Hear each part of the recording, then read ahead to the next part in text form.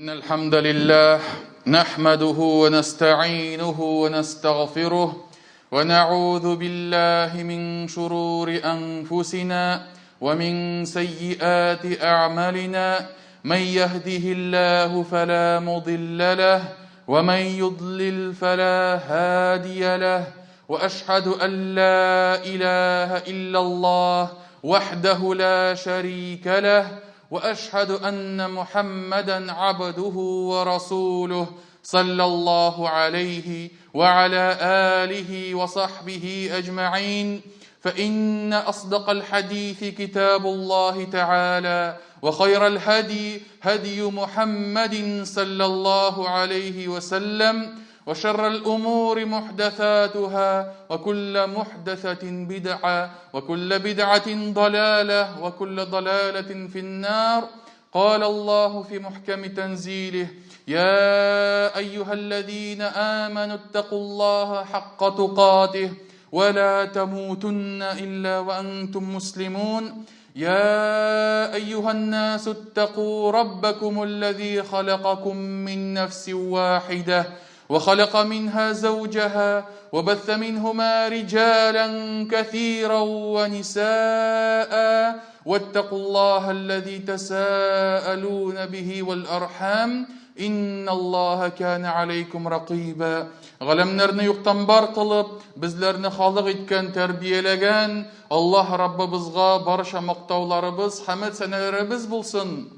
Шаһадат китерәмен: Аллаһтан башка гыйбадат кылырга лайыклы зат юктыр. Аллаһ бар, Аллаһ бер. Һәм шаһадат китерәмен: Мөхәммәд ибн Габдуллаһ Аллаһның хак илчесе, тугры пәйгамбәре һәм шәриф булган кылыдыр.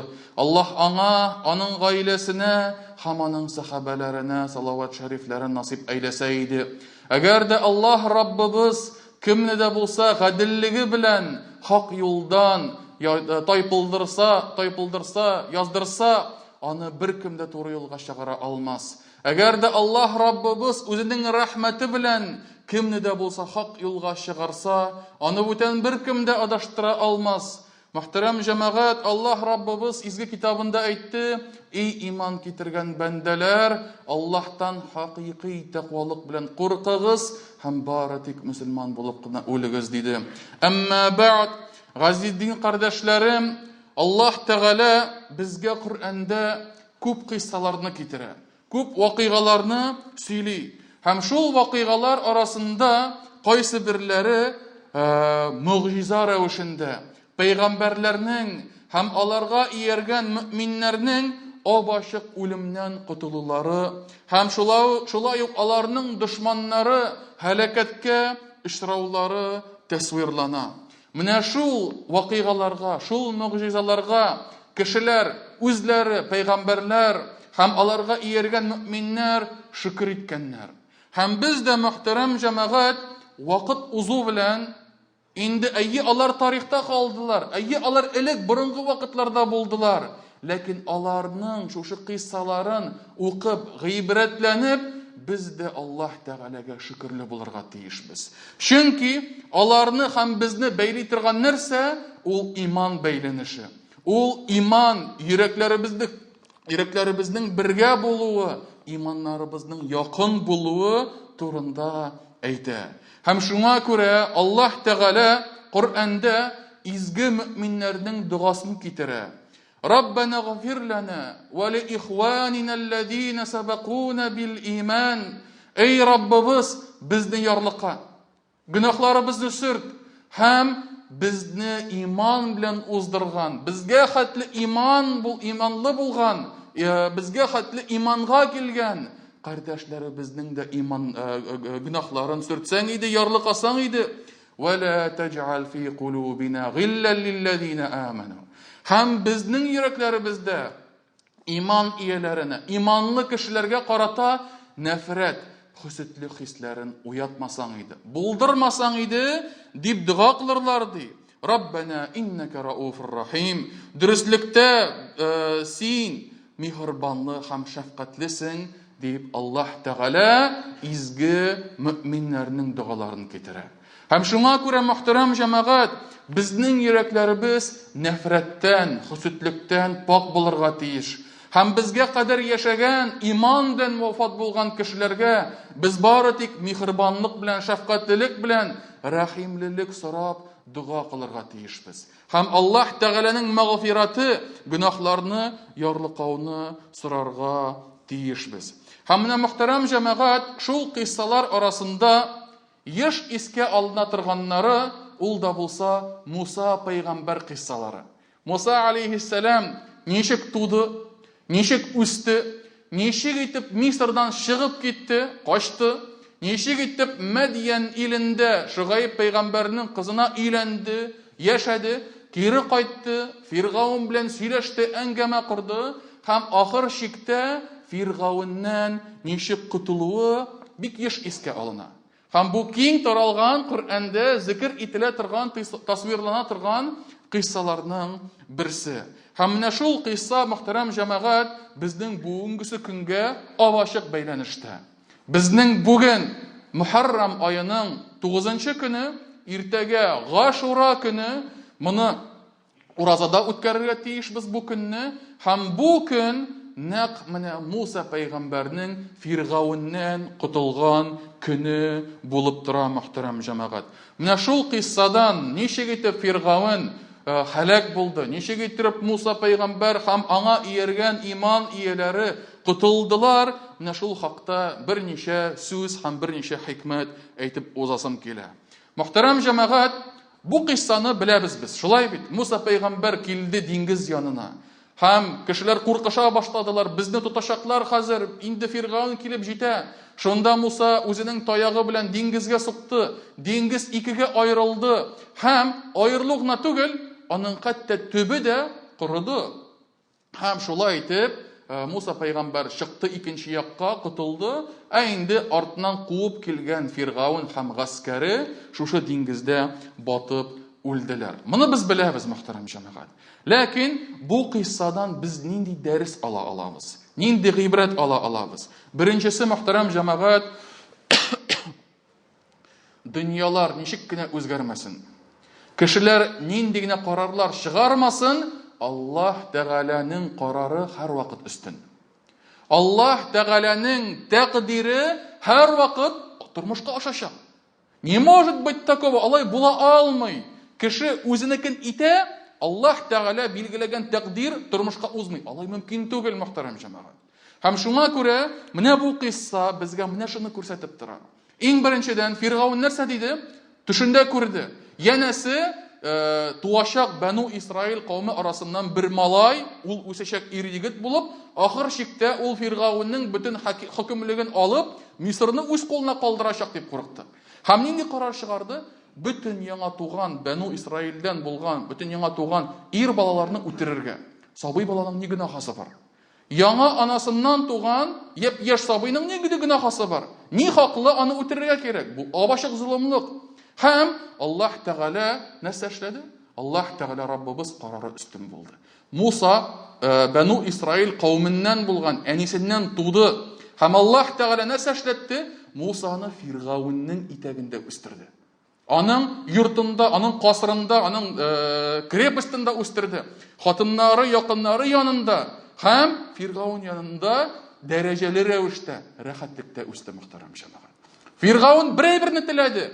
Аллаһ Тәгалә икенче рәвешле тормышка ашырды, мөхтәрәм җәмәгать. Һәм шуңа күрә Фиргаун ул вакытта иң зур, иң көчле, иң абруйлы, иң дәрәҗәле кеше булуына карамастан, аның бөтен теләкләре юкка чыкты. Файдасызга булды. Шулай ук, мөхтәрәм җәмәгать, Аллаһ Тәгалә Коръәндә әйтә: "Ва нада Фиргауну фи каумиһи, قال يا قوم أليس لي ملك مصر وهذه الأنهار تجري من تحتي أفلا تبصرون". Фиргаун әлемнең белән генә туктамады. Ул нәрсә дип әйтте? Ул үзе хакында. Фиргаун үз халкына әйтте ди: "Әй кешеләр, Мисыр дәүләте минем кулымда түгелмени ди? Разве не я хозяин всего Египта? Мин аның хуҗасы түгелмени? Һәм астымдагы аккан сулар, елгалар, алар минеке түгелмени? Сез моны күрмисезмени?" дип ул җәмәгать үз-үзен югарыга күтәрде. Үзенең борынын өскә чөйде. Былай гына түгел, икенче аятта әйтелә, хәтта Фиргавын кала ана раббукумул а'ла. Мин сезнең иң бөек Раббыгыз дип әйтте, мөхтәрәм җәмәгать. Фиргавын үзе теге кырмыска кебек, кечкенә генә Аллаһ Тәгаләнең бер мәхлугы, кешесе булуына карамастан, үзен бик югарыга күтәрде. Мин моның хуҗасы, бөтенсе минеке. Все мое диде. Мин сезнең Раббыгыз дип, хәтта ул үзен инде галәмнәрнең Раббысына тиңләштерде. Ахыр чиктә нәрсә? Астындагы аккан сулар, нәрсә булды? Астындагы аккан сулары өстеннән агып батырдылар үзләрен. Шулай бит? Фиргавын батып үлде бит. Астындагы аккан елгалары, сулары аның өстеннән авып, өстеннән ишелеп, ул аны батырды, мөхтәрәм җәмәгать. Һәм шуңа күрә Фиргавынның нәтиҗәсе дә ул нәрсә булды? Ул юкка чыкты. Ул аска төште. Ул һәлакәткә очрады. Аллаһ Тәгалә карары һәрвакыт өстен булды. Һәм шуңа күрә кем үзен Аллаһ Раббыбызга тиңләсә, аның ахыры һәрвакыт аяныш булыр, мәңгелек кайгыга дучар булыр. Һәм шулай ук, мөхтәрәм җәмәгать, менә Фиргавынның эшенә карагыз. Ул бит башта инде Муса килгәч, Муса сөйләшкәч, инде Бәну Исраил кавмы аның янында иде, шулай бит. Дәүләттә була торган барлык кайгыларны, барлык корылыкларны алар шуннан күрделәр. Әгәр дә ди, Коръәндә хәтта аятлары бар, әгәр дә берәр корылык, авырлык килсә, алар ди ырым итеп шушы Мусадан күрделәр ди. Муса, это из-за тебя. Синең аркада безгә шулай корылык килде, яңгыр яумады. Синең халкың арасында безгә муллык юк, тигесе юк, монсы юк дип әйттеләр. Әмма ләкин Аллаһ Тәгалә нәрсә дип әйтте? Әла та'iруhum 'инда раббикум. Инда раббихим. Аларның ди бөтен ырымнары ди Аллаһ кулында бит дип әйтә. То есть Аллаһ Тәгалә берәр нәрсәне тәкъдир кылса, аны бер нәрсә дә үзгәртә алмый. Никакое суеверие, бер нинди кара песи дә, бер нинди кызгыннар тавышлары да, бер нинди тупса аша исәнләшү, акча бирү дә Аллаһ Тәгаләнең карарын үзгәртми.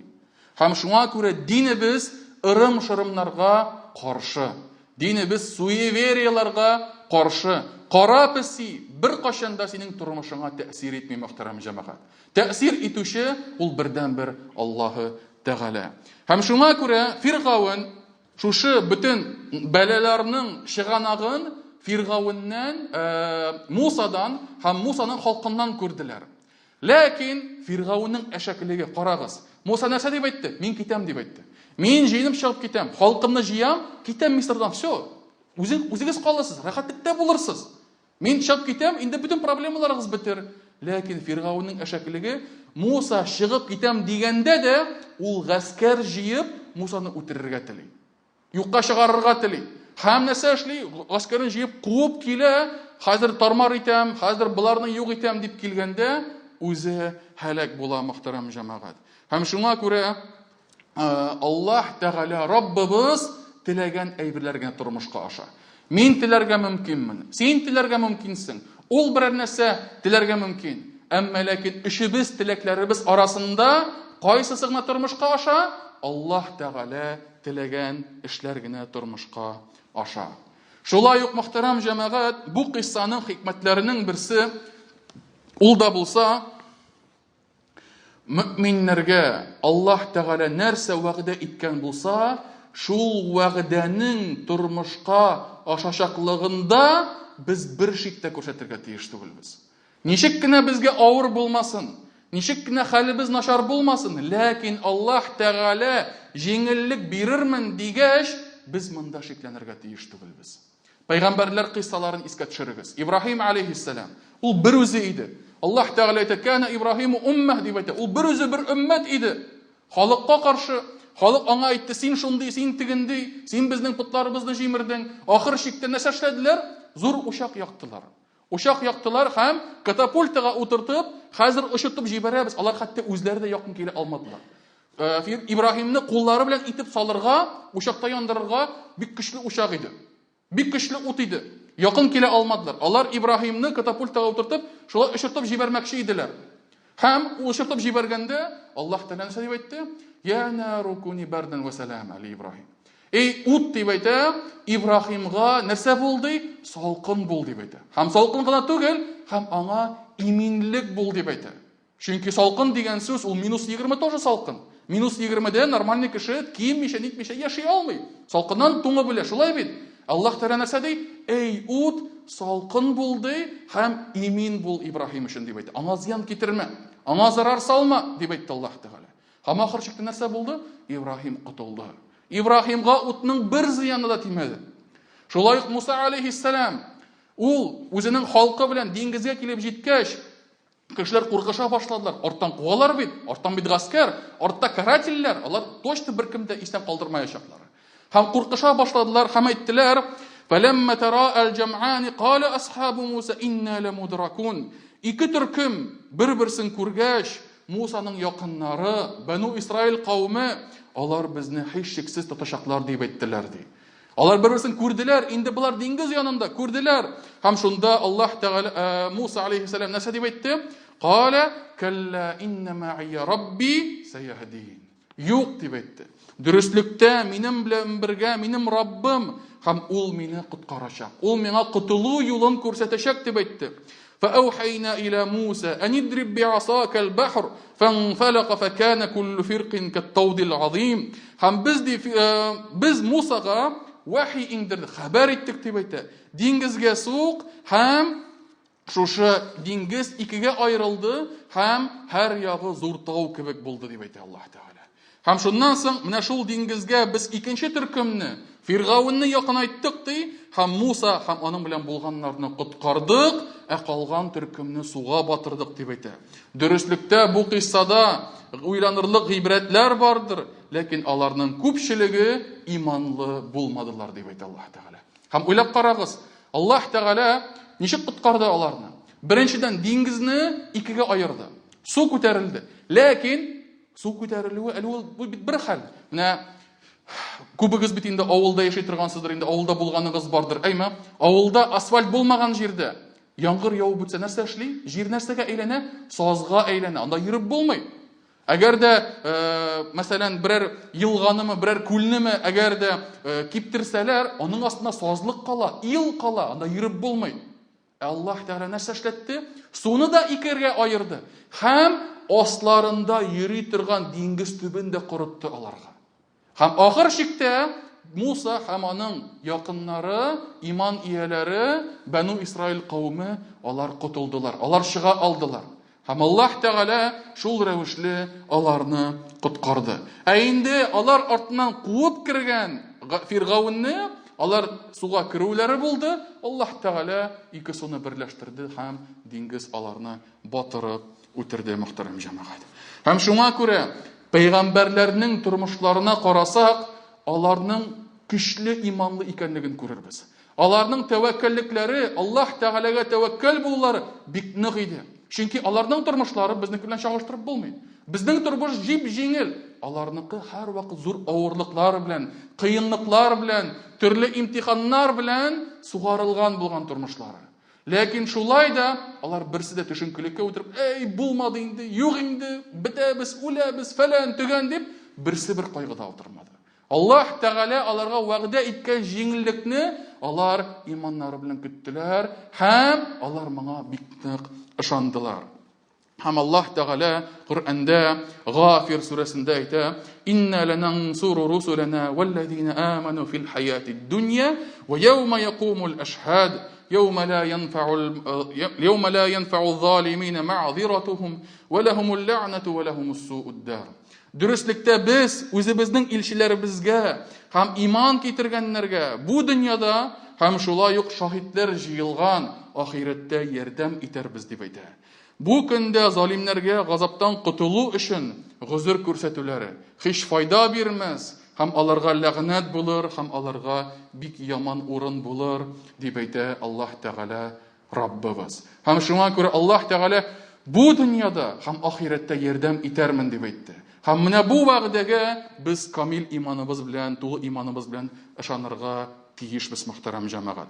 Һәм инде ахыр сүземдә әйтеп узасым килә, иртәгә Гашура көне, иртәгә безнең инде шушындый көн, шушы тарихи вакыйгаларга бәйле булган көн һәм Пәйгамбәрбез саллаллаһу алейхи ва саллям Мәдинәгә күченгәч, Яһудиләрнең, Бәну Исраил кавменең шушы көнне бәйрәм итеп, сөенеп һәм уразада булганнарын күреп, сорады: "Ни өчен сез бу көнне улуглыйсыз?" дип әйтә.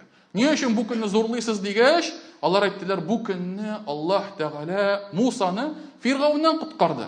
Һәм шунда Пәйгамбәрбез әйтте: "Фиргавынгә, Мусаның шушылай Фиргавыннан котылуына шөкер итәргә без сездән лаеклырактыр" дип, ул шушы көнне ураза тотты, мөхтәрәм җәмәгать. Һәм алай гына түгел, бу көнне ураза тотып, инде икенче бер хадисләрендә әйтелә, киләсе елны дип әйтә, мин 9 көнне дә ураза тотыр идем дип әйтә. Ягъни аерым булыр өчен, башка кешеләргә, башка диннәргә охшамас өчен үзебезнең шәригатыбыз, үзебезнең динебез дип Пәйгамбәрбез саллаллаһу алейһи ва саллям 2 көн ураза тотырга ниятләде. Һәм шуңа күрә бүген 9нчы көн, бүген кем уразага кергән булса, әлхәмдүлилләһ, бүген һәм иртәгә ураза тота. Бүген кем уразага кирмәгән булса, иртәгә һәм берсе көнгә ураза тотсын, һәм шул рәвешле Пәйгамбәрбез саллаллаһу алейхи ва саллям әмренә туры килер, иншааллаһ. Шулай ук Пәйгамбәрбез саллаллаһу алейхи ва саллям иртәгесе була торган Гашура көне турында: "Мин ди Аллаһтан Гашура көне уразасы былтыргы ел гөнаһларын сүртер дип өметләнәм" дип әйтте. Телим дип әйтте. Һәм шуңа күрә, мөхтәрәм җәмәгать, ушбу изгелектән, ушбу әҗр-саваптан мәхрүм калмыйк, һәм инде уразада булыйк, һәм Аллаһ Тәгаләнең шушы гөнаһларның сүртүенә без өметләник, мөхтәрәм җәмәгать. أقول ما تسمعون وأستغفر الله لي ولكم ولسائر المسلمين من كل ذنب فاستغفروه إنه هو الغفور الرحيم.